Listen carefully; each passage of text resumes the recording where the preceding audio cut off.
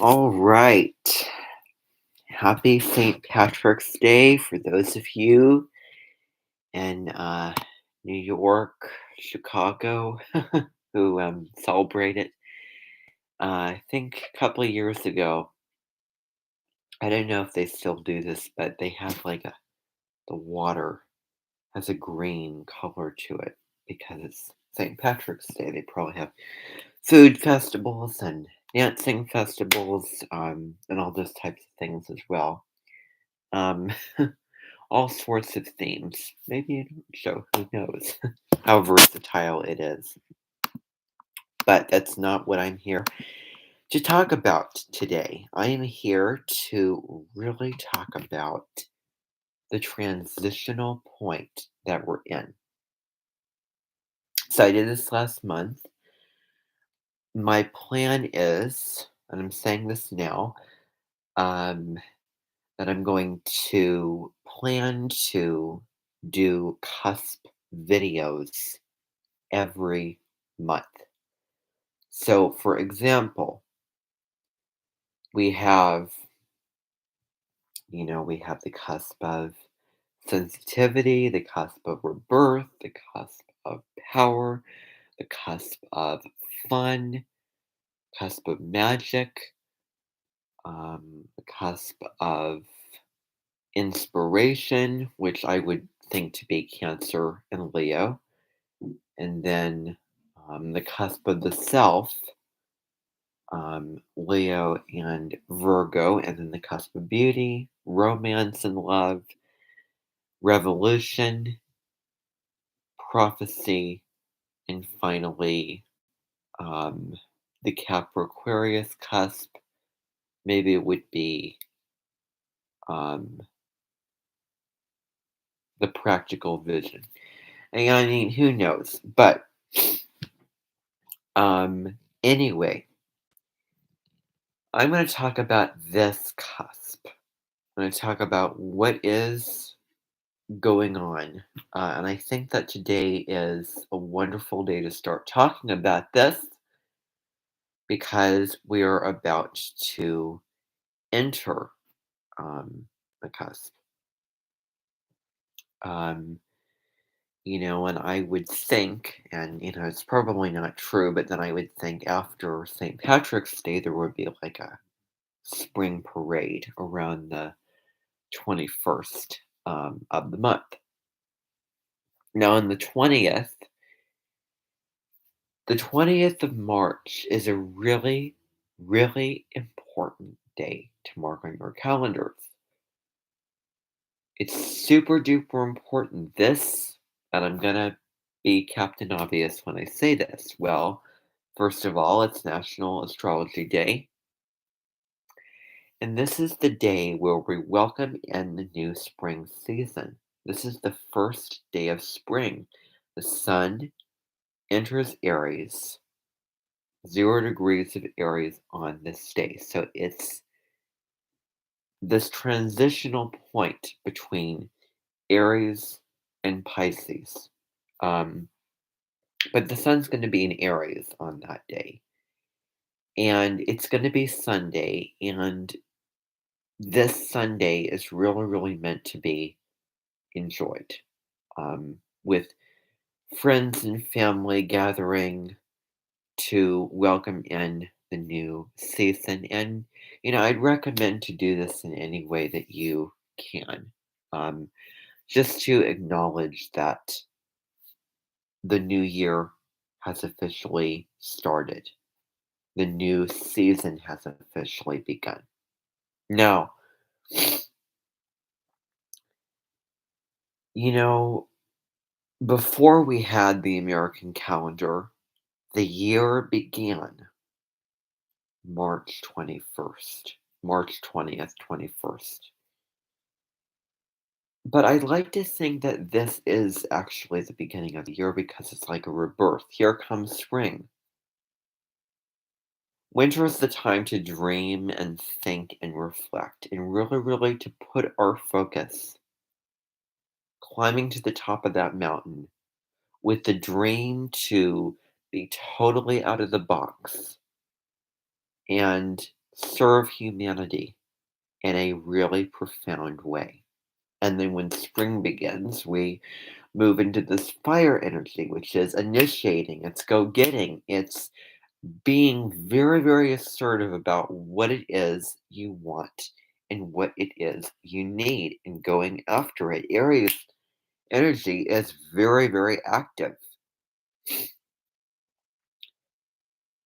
So, recommendations would be to, be more physical. It's also a wonderful time to think about your health, physical well being, getting outside. A wonderful 30 days to take risks, to go out there, to shine, to be the leader. Be the leader. Aries is the leader sign of the zodiac. Aries is also a wonderful hero sign of the zodiac. It's very, the Aries personality as a sign will go out of their way to help, to stand up for, to try to really, really defend and look out for the best interest of somebody that they care about and appreciate. Um, and, while Leo is all about creativity and, energy and all that stuff, Aries is probably the fieriest out of all the fire signs. And I don't have any Leo in my natal chart, so embracing what I have. After all, I am an Aries sun. I am not a Leo sun. And Aries is the cardinal sign that starts everything off. So let's acknowledge this. Like a correlation that I want to kind of include into this is I don't know the curriculums. I don't know all the curriculums in the world when it comes to world history, but I don't know if you've ever really learned about ancient history when you were in high school. Um, I remember learning um, about all things related to the modern world. So, from the Renaissance up to the current time, up to now.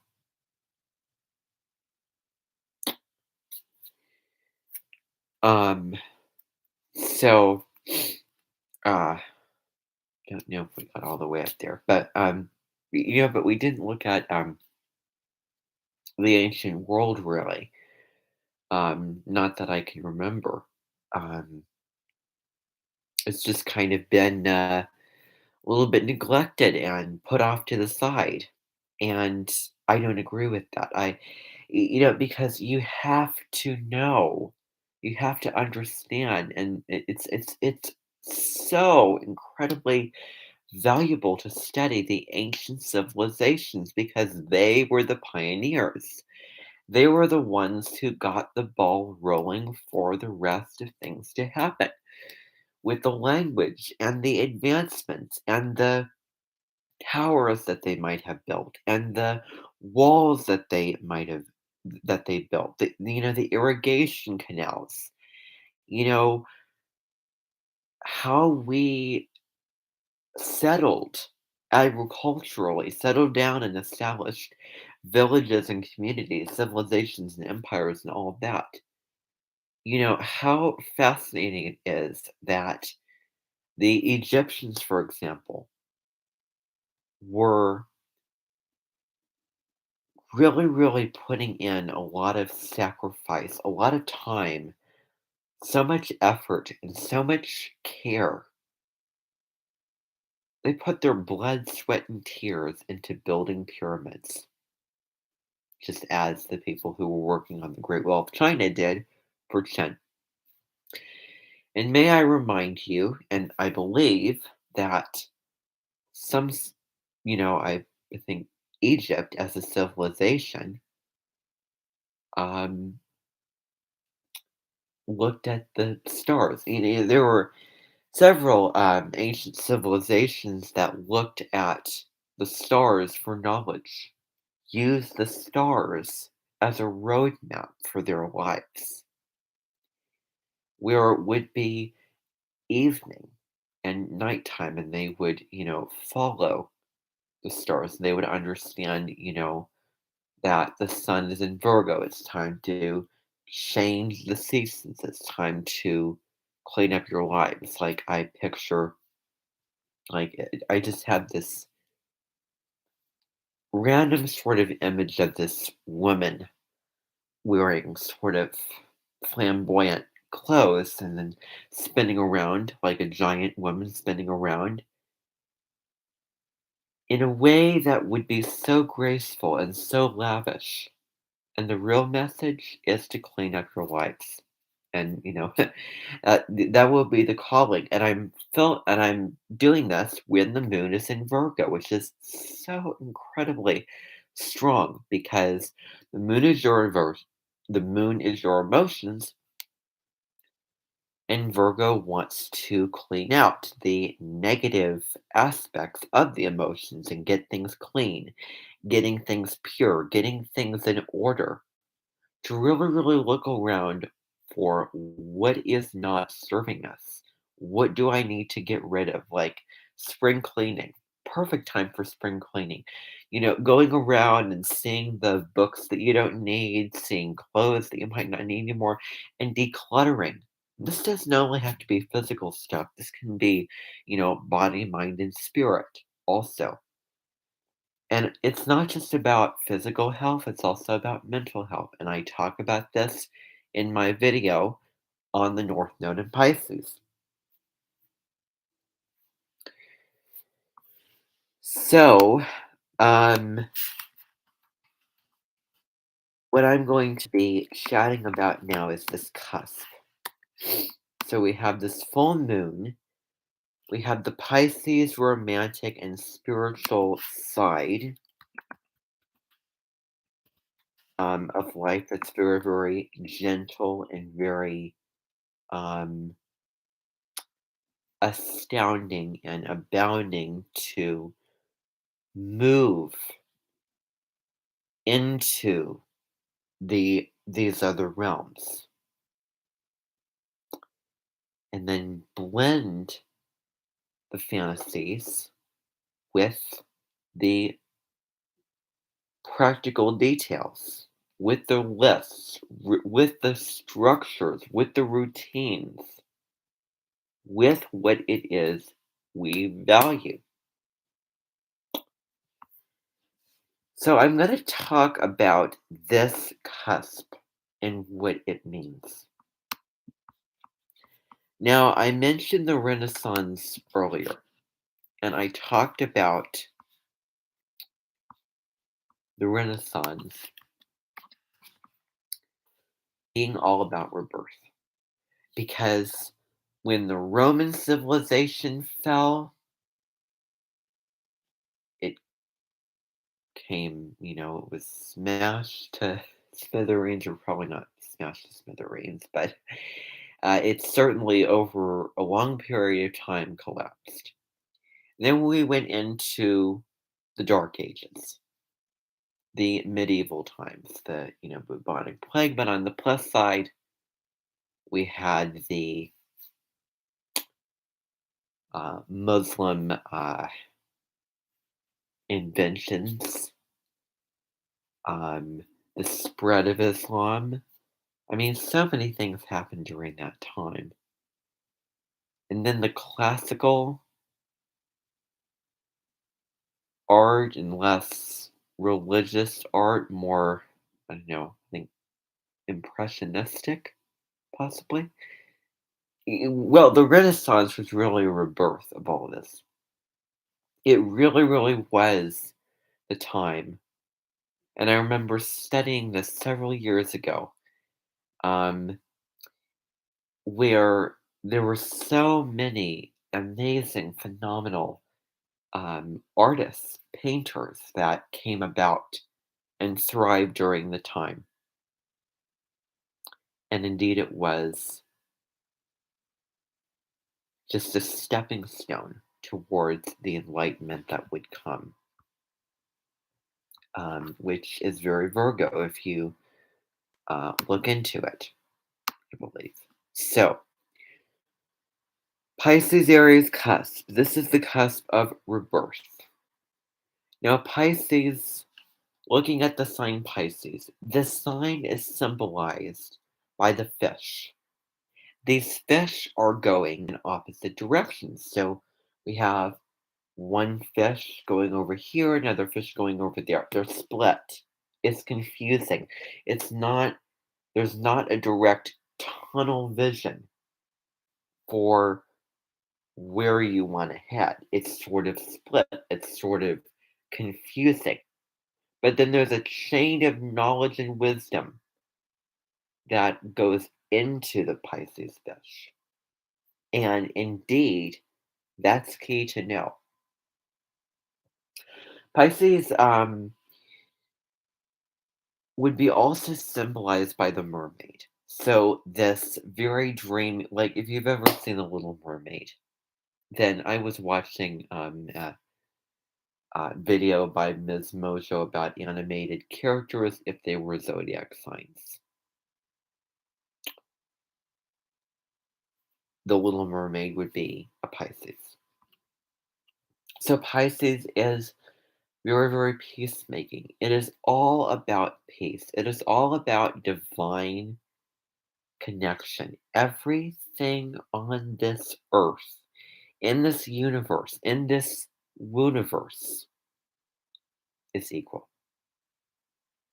And it's all about the oneness, that we are all one, that we are all in a divine communion and connection with everyone and everything, and how we can all have compassion.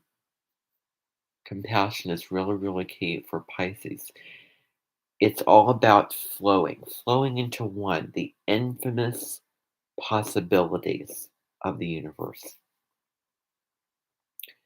Pisces rules altered states. It rules the feeling of getting lost in something, the feeling of going away to another realm, to another world, dreaming up a new vision for the world. The phrase for Pisces is I believe. And that's a very, very profound statement for Pisces because if you think about the song Just Imagine, and I'm sure that you've heard the song Imagine before, um, where it talks about ultimate peace.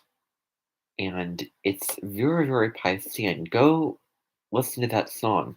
Go look at those lyrics. That's so Piscean. How we can become so split, so polarized, so isolated, so egoic, one against the other.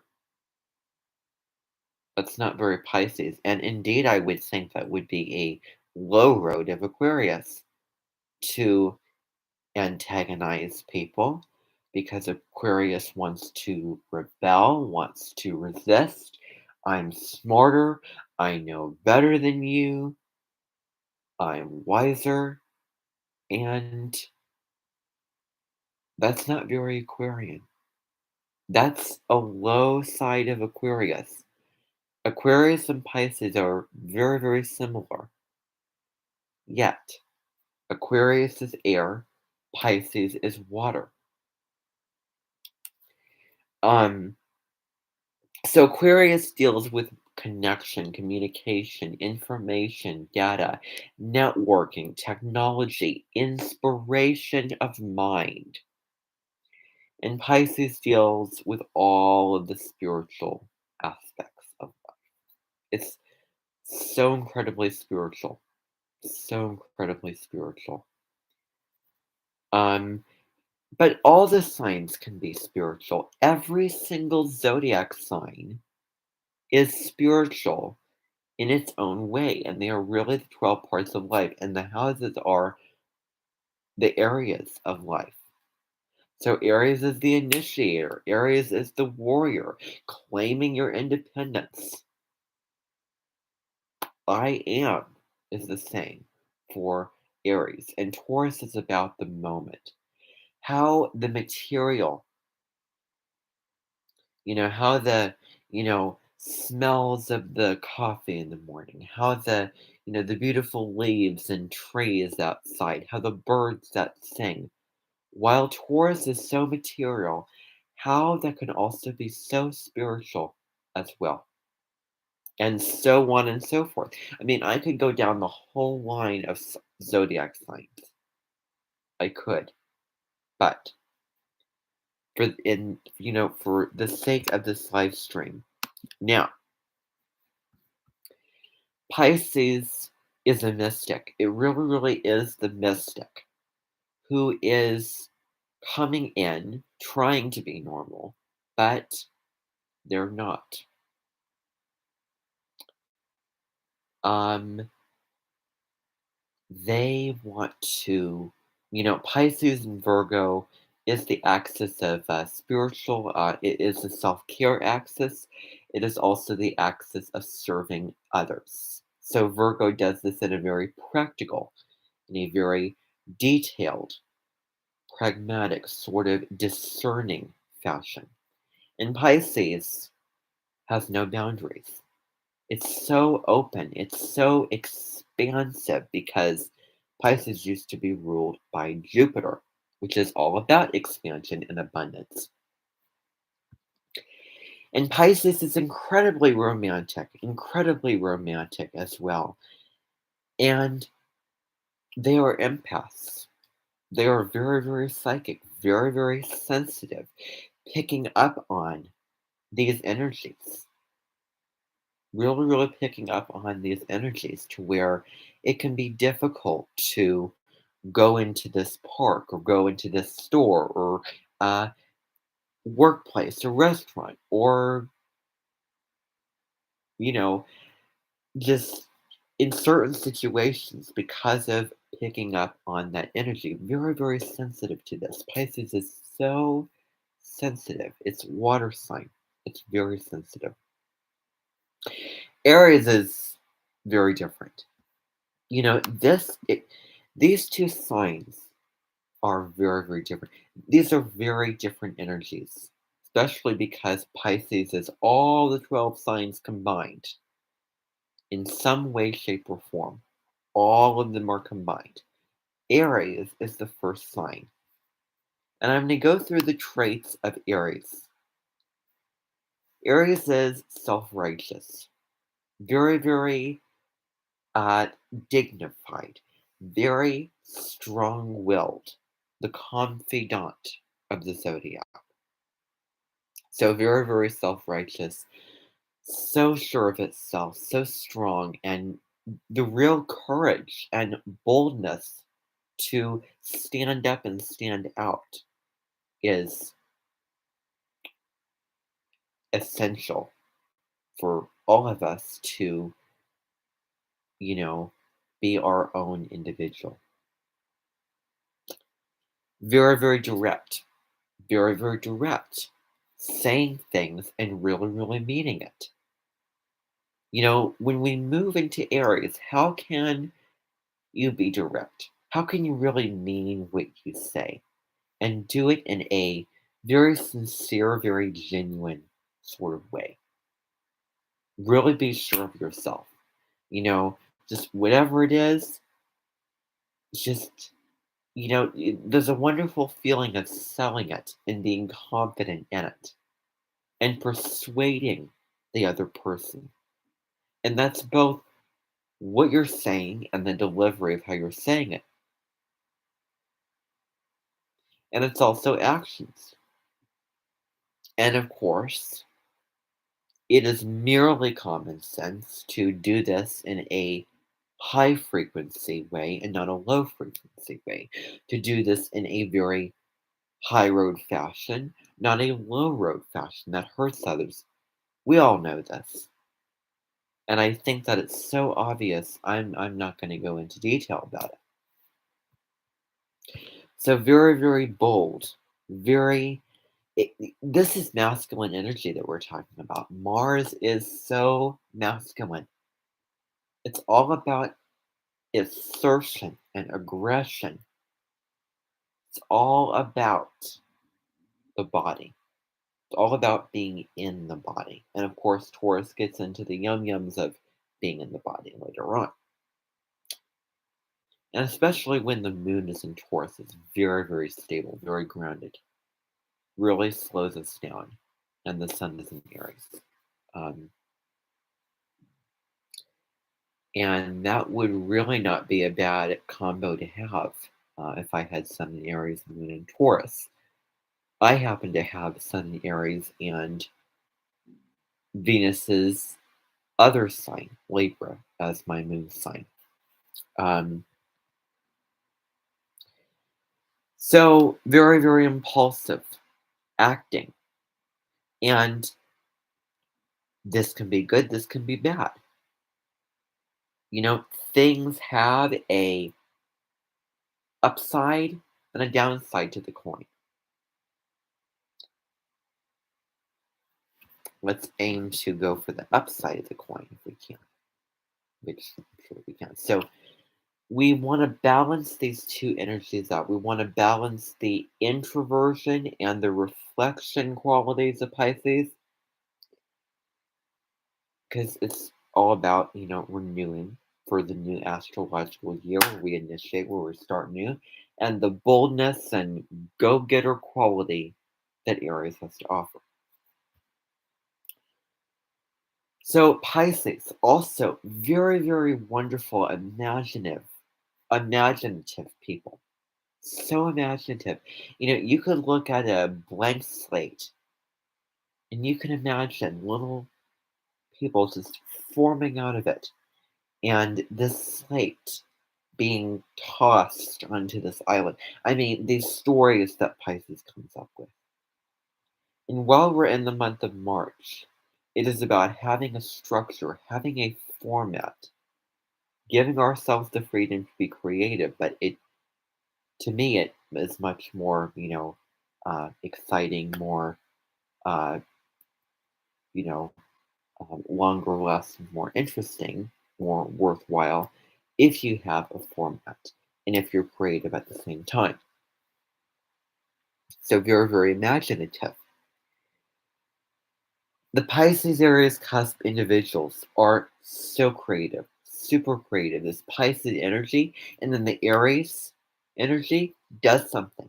It does something. Let's say, don't think about it. Just don't have it be a soap bubble that you can touch it and you can pop it. Let's manifest this. Let's do this. Let's act upon this. Let's make this something that we can look at and go, I did that. I was not an armchair astronaut. So very, very creative. Very smart. Pisces is so wise because it is the oldest sign of the zodiac. All of them age as they go along. So Aries is the infant, Taurus is the toddler, Gemini is the child. And then go on from there. I would think Leo would be like, the teenager, and then Virgo like the young adult, and then Libra is the lion, and Scorpio, da da da da da da da. You keep going on from there. So very, very quirky. I want to say Frank as well. Pisces is so wise. Pisces, believes so many wonderful things at the high level. And Aries is direct about it. Aries is honest. It's an honest sign. So there is a frank element to this. Um, you know, even though it's not the best thing, I wouldn't recommend it. But even sunsigns.org, I was watching a video, and I think that the lady said something about being frank if you were born on the 19th of March. But so anyway, very fun loving. Pisces dreams, imagine these new worlds and realities. Very adventurous. Go getter. Very, very compassionate. So compassionate. Aries can be so compassionate. Very, very loyal. Very loyal and very positive. I was listening to Kathy Rose. I was listening to a podcast, Maverick Podcast. When Neptune goes into Aries, it's a wonderful time to think about what kind of compassion that you are using. Don't take my word for this, but are you using negative compassion or positive compassion? Negative compassion is when you're like, oh, I'm so sorry for you, you poor thing. Positive compassion is, I'm uplifting you. You can do this. You have it in yourself to do this. I believe in you. That is positive compassion. And Aries has that motivating, uplifting, inspiring quality to it. And Pisces is, of course, a water sign. So, that fiery spark, this is a very, very high level for Aries. Very, very wonderful. Very wonderful. I know um, a couple wonderful people who are Aries. Um, who are very, very nice. And I also happen to know somebody else who was an Aries, I believe, who is not so much, but she is the odd one out compared to the rest of the people that I know, including myself. And it's very Aries of me to include myself. Um, in Aries and Leo, they're so similar. They're very, very similar signs. But I would argue that Aries is stronger, probably better. I mean, it's the first sign, and it starts everything off. It's number one. I mean, if you come fifth place in a race, then you're not winning. If you're winning, then you're number one. That's first place. So it's the first sign of zodiac, number one. And indeed, if you look into numerology and what the number one means in numerology as the initiator, as the goal setter, you know, then it's very related to Aries. Wonderful at giving advice. Wonderful at giving advice. I happen to know somebody born on this cusp, born on March 19th, who was really good at um, giving advice. Always wanted to serve, always wanted to help, and was very, very genuine and really, really wanted the best for me and best for other people as well. So, very, very wonderful advice givers. With this, it's just a matter of doing some simple math. If you do the simple math, if you do 12 minus 1, 12 minus 1 would equal 11. And the 11 sign is Aquarius. Aquarius is sort of a alien sort of sign. I don't want to say that to, antagonize them, because it's the last thing I want to do to any sign of the zodiac. But seeing the world from another perspective, going outside of the box, innovating, creating, you know, kind of drawing up a new map for reality, a better vision for this world on the collective scale. It's so vital that we have Aquarius because otherwise we're just going to stay stagnant and we're just going to stay in this age that we're currently living in. And, with the fire signs too. But we have, the Aquarius energy, that air energy. We have so many ideas. The earth energy, it's very, very practical. The building energy, the fire energy, which gives that motivation, which gives the courage and all of that. And the water energy, the emotion, the compassion, um, and all of those types of things, the feelings, really also balancing out with how do we feel. Those feminine reflective qualities are so key that we balance those out with the masculine. So very, very strong in what you believe as well. Um, and as we go through life, we have probably strong, sort of fixed belief that we have researched and we have developed and we have collected all the information for, and then we have kind of formulated time and time and again, you know, theory after theory after theory, to where we feel so confident in it. But we need to be humble, and I'm saying this collectively. We need to be humble to and open to listening to others, opening to listen up to others. Um, and that's what the Gemini North Node is about. Where take note of when you notice people getting defensive. Are you communicating it in a way that is more inviting and more inspiring? And with this, there is a difference between being dictatorial and empowering. Being dictatorial is not empowering. It's telling you what to do. It's forcing you. You have to do it this way. Being a maverick is no, I don't want to do it that way. I don't want to, follow the rules. I want to go on my own path. I want to recreate this. I don't need instruction from anybody. Doing this in a, compassionate, kind, loving way, of course, thoughtful way. Expressing yourself, but it's just not necessary to tear other people down.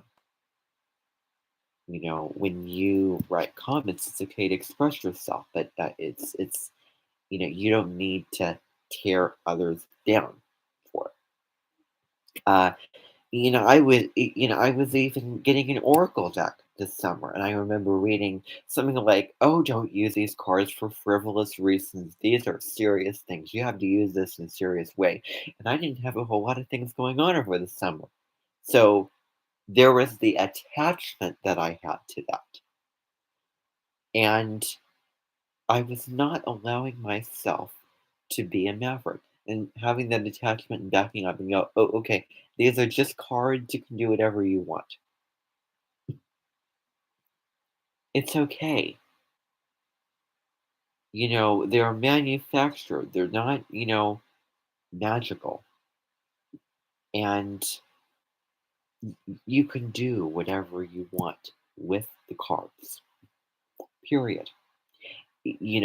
Give yourself the freedom when it comes to oracle cards. Don't buy into the superstitions and the controversial sort of, I'm giving you this message, but then, oh, over here, I'm giving you this. Oh, it's so confusing. Who to listen to? Oh my gosh. No. Narratives, healthy detachment from those things. So, seeing the world from another angle, listening to others, listening to what others have to say, listening to others' feelings and perspectives, beliefs. And conversations don't always have to be a debate. It doesn't have to be this big, long philosophical conversation. It can be a small sort of conversation. And the wisdom for the Gemini North Node is that true wisdom is not being the know it all, is not learning in protection. Um, yeah, spirituality is about being open. And South Node in Sagittarius, remember, tends to look at the shadow side. And what is the high road of Sagittarius? That is your North Node. That's where you want to head. So, for example, in 2017 to 2018, when the North Node was in Leo, what is the high road of Aquarius? What is the wound that's so South Node and is not serving us, but what's the high road of Aquarius? So key, because that's what we need to consider. And that would be North Node and Leo. So Aries, the pioneer, the initiator, the domineering one, the one in charge, again, these leadership qualities. Also, Mars is also aggression, the aggressor. Let's change that around. The assertive. Those three types: passive, aggressive. Oh, no, too intense. Assertive, absolutely. Self advocate. Be assertive. Stand up for yourself. Be in your truth. What do you value? North Node and Taurus. What do you value? What do you believe in? I want to be free. Song I added to the playlist. So, these cardinal leadership qualities of both the Pisces empath and the Aries strength. And there's also the spark and passion to fight as well. And I'm going to read to you this quote before I sign off. It goes something like this. Early degree realms, and this comes from someone who wrote this. I'm not sure who exactly, but I will read this. Early degree realms, Aries on the other hand, because of its symbol, are surely fierce like their later degree sisters. However, they're just a bit softer around the edges from that compassionate Pisces, said Grace. They will stand up for what they believe in. But sometimes, Aries is red and fire and passion. But sometimes, falteringly, because there is a Piscean voice floating around their head saying, don't go too hard this time. So, this is a transitional point that we're about to enter into. I want to then sign off to say happy St. Patrick's Day, and thank you for watching.